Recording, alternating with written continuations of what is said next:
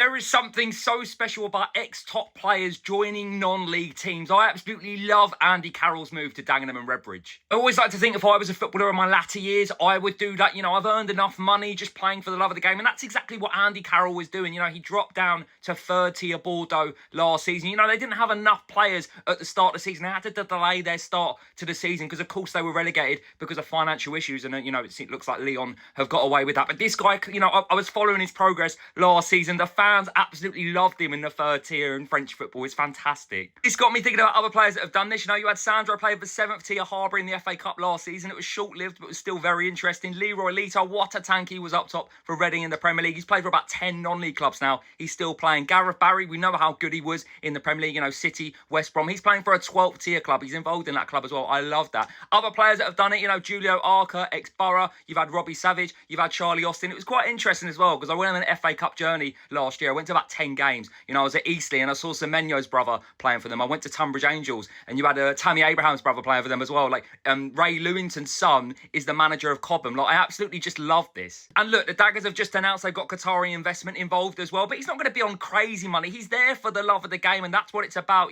He's there trying to take Dagenham and Redbridge, who were in League One about 15 years ago, back into the Football League anyway. I always do this. When I play FIFA, I like to pick a team that is in League Two. Whenever I play FM, I like to pick a team that's in non-league. And as a footballer, being able to have the ability to do this, just playing for fun rather than for financial gain, I absolutely adore it. For players at the end of their career, it's just fun to see if they can actually have an impact on these clubs. It's almost in their destiny to see if they can get them back up to a higher level.